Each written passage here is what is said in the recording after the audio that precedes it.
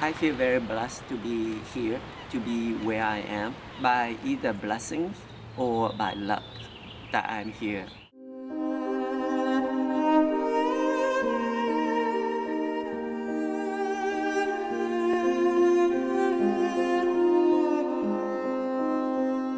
In the land of the rising dragon, lives will be transformed.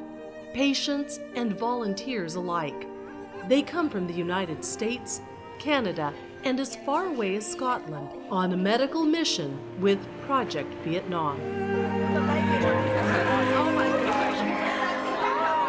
115 people. We had 33 physicians, 28 nurses. We had engineers. Many have been here before. Others are first-timers. And then there are those who were born in Vietnam and left because they had to.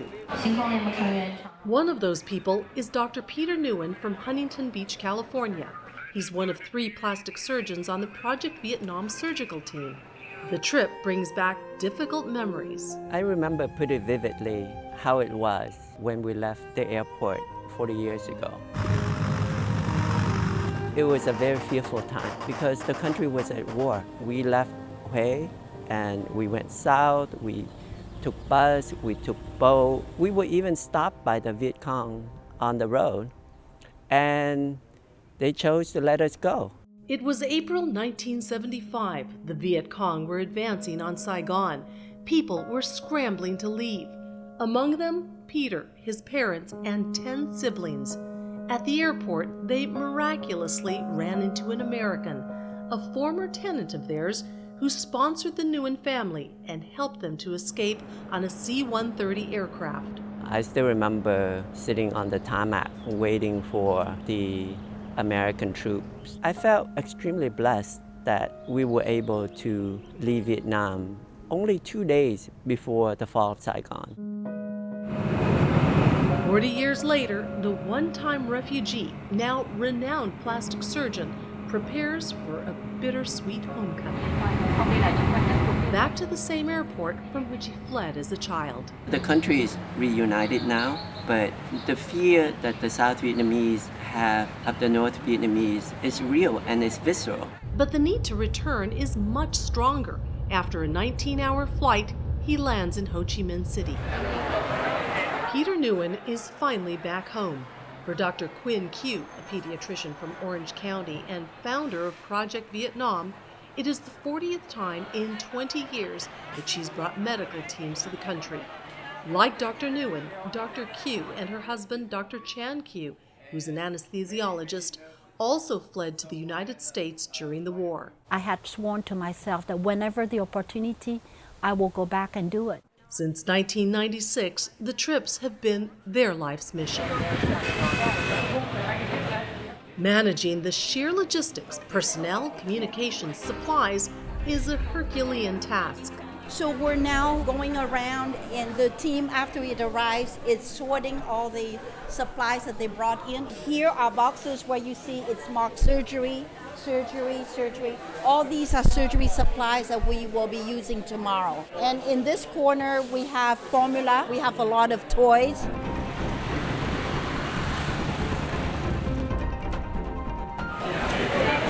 It's daybreak. The team is jet-lagged but eager to start.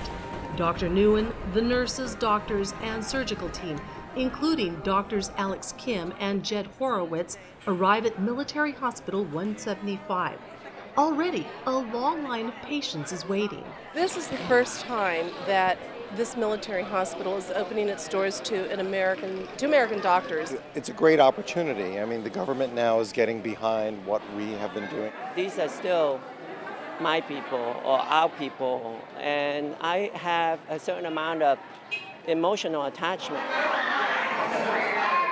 The waiting room quickly fills with hopeful patients who've traveled from the coast and mountains for a one-time shot at a free, life-changing operation for their children.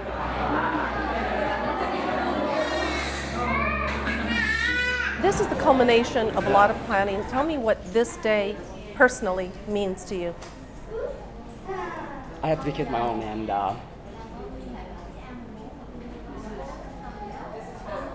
seeing those kids with the ability to eat You can't do enough for them. One after another, the doctors meet their tiny patients. Some need cleft lip surgery. Others need surgery to close the gaping hole in their palates. People in the Western society looking at these kind of defects, and all they think of is the cosmetic defect. But the problem is that this has a very significant function. If we don't repair this appropriately, it's very difficult to eat. His speech development is going to be abnormal. As word spreads that American doctors are here to do cleft palate surgeries, more families arrive. Among them, 18-month-old V. Her mother has no appointment, but a friend urged her to come. She's desperate for help and tells us when she takes V out, people point and stare. Normally in the United States, we would repair this already before the teeth develop. But V's father is a fisherman from a village 4 hours away. The family barely scrapes by.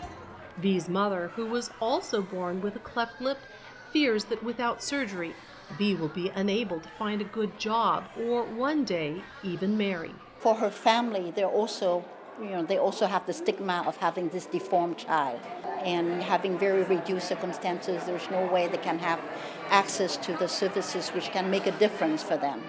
1, 2, 3, 4, 2, 4, 6, 7 hours. Even though the surgeons will have 75 children to operate on over the next 4 days, V is squeezed in. No child is turned away. As the surgeons prep, anxious parents wait to be called. This is the pre-op room, so basically they come in from the waiting room.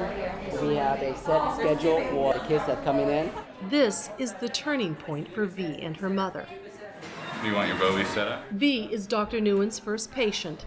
A few feet away, Dr. Horowitz works on a little boy. And in the next room, Dr. Kim and his team are busy at work. There's no time to waste.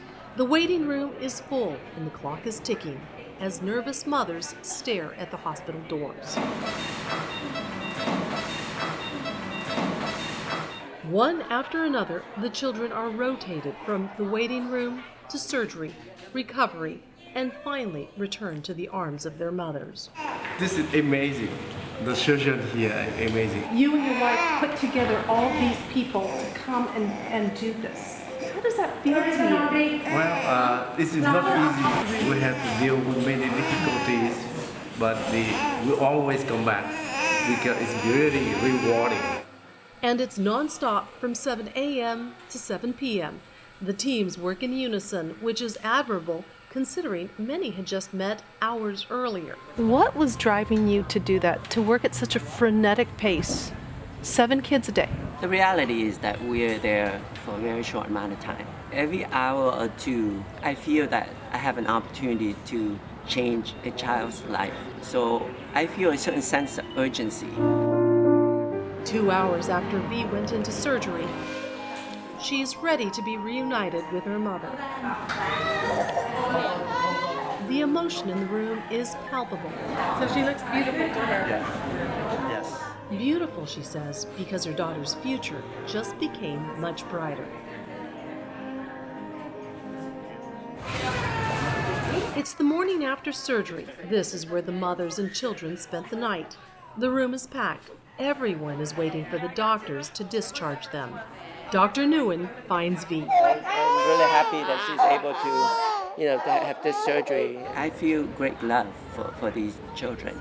As you go through life, you do accumulate a certain amount of wounds in your heart and your soul.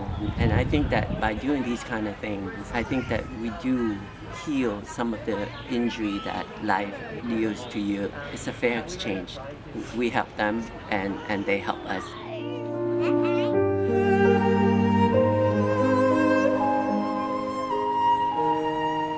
Long after the teams had gone home, we wondered, did V's life change? We went to her fishing village a few months after surgery.